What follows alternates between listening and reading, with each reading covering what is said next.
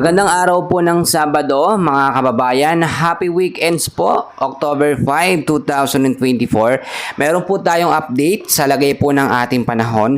Pero sa mga hindi pa po nakalike at nakasubscribe sa ating channel, pasubscribe po and pahit ng notification bell para ma-notify ko po kayo sa mga susunod po natin na latest weather update.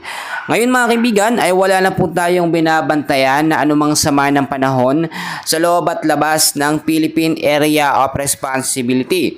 Ito pong si Bagyong Julian ay tuluyan na pong nalusaw at wala na rin po, nakalabas na ito ng PAR. Kahapon po, ito po ay nasa may bandang South Taiwan pa rin at napakahina na po noon, isa na lamang pong low pressure area at ngayon tuluyan na po itong nalusaw at wala na pong kahit anong epekto sa lahat po ng bahagi ng ating bansa. Pero mga kaibigan, nag-iwan po ito ng napakalaki pong damage or pinsala, especially sa area po ng Batanes na halos umabot na po yung kabuuan ng 1 bilyong piso. At estimated cost po na damage niya sa infrastructure ay nasa 700 million at yung sa damage naman po sa agriculture ay umabot po ng 300,000 po mga kaibigan. So kung titignan po ninyo, napakalaki ng pinsala. And salamat sa Diyos, hindi naman din naapektuhan ng ilang bahagi ng ating bansa. Ngayong araw po ng Sabado mga kaibigan, patuloy po tayo makakaranas ng maaliwalas na kalangitan diyan po sa Metro Manila at sa malaking bahagi po ng Luzon. Pero asahan po natin pagdating po sa hapon at sa gabi, meron pong mga posibleng mahina at malakas po na pag-uulan, maulap na kalangitan din bandang hapon dahil po yan sa localized thunderstorm at dito po sa easterlies.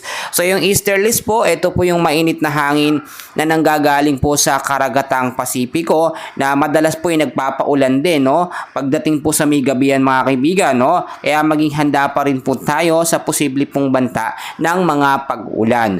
Dito naman po mga kaibigan, sa area po ng Visayas at North Mindanao or Mindanao area ay patuloy din makakaranas ng maaliwalas na panahon sa hapon. Pero asahan po ang mga maulap na kalangitan at mga isolated light rains and heavy rainfall.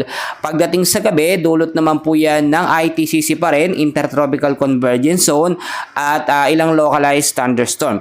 So pinag-iingat pa rin yung mababang lugar po sa Visayas at Mindanao sa posibleng paglumakas yung pag-uulan or kapag meron tayong thunderstorm advisory, mag-ingat tayo sa posibleng pagbabaha at gayon din po sa mga landslide prone area.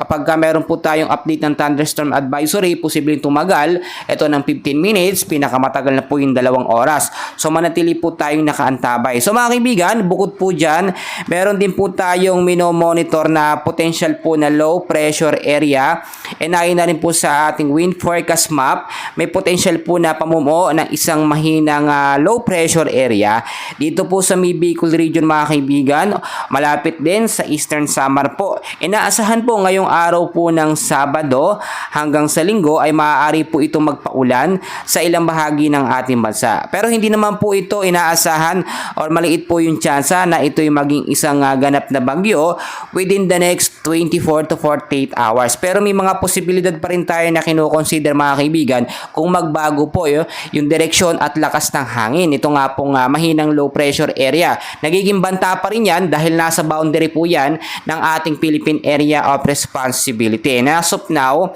nasa 30 to 35 kilometers per hour yung lakas po ng kanyang hangin. So hindi ito banta pero dapat pa rin po natin paghandaan mga kaibigan.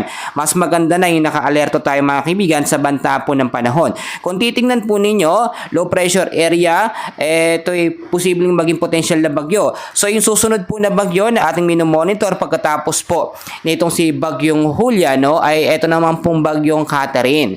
Ibig sabihin mga kaibigan, posibleng mahina lamang itong bagyo na susunod, posibleng malakas. Depende po yan. Ngayon po kasi nasa pagpapalit na tayo ng northeast monsoon o yung hanging amihan. Nararamdaman na po natin sa umaga yung malamig na panahon, yung malamig po na simoy ng hangin, which is ito na po yung senyales ng taglamig mga kaibigan. Bare months po talaga yan at tumatagal po hanggang Marso. Northeast monsoon po na nanggagaling dito po sa may bandang silangan po ng China, Siberia at umiihip po yung hangin papasok naman po sa Southeast Asia at tayo po'y tinatamaan na yung bansang Pilipinas. So maging alerto pa rin tayo mga kaibigan. Northeast monsoon, malaki pa rin ang tsansa na ito ay magbigay ng mga bagyo o sama ng panahon. Ngayong month po kasi noong Oktubre mga kaibigan, ayon na rin po sa pagtatala ng Pag-asa, ay inaasahan po na 2 hanggang 3 bagyo ang posible pong mabuo, no? Dito po, ngayong buwan lamang po ito noong Oktubre. Pero sa pagkatala po ng Japan Meteorological Agency, ay malaki po ang tsansa na may mga bagyo po na susunod, no? Ngayong mga buwan po na natitira, ngayong buwan na taon po ng 2024. So maging handa at maging alerto na lamang tayo mga kaibigan sa banta po ng panahon. Mas maganda pa rin, no, na nakahanda tayo kahit walang bagyo o sama ng panahon mga kaibigan.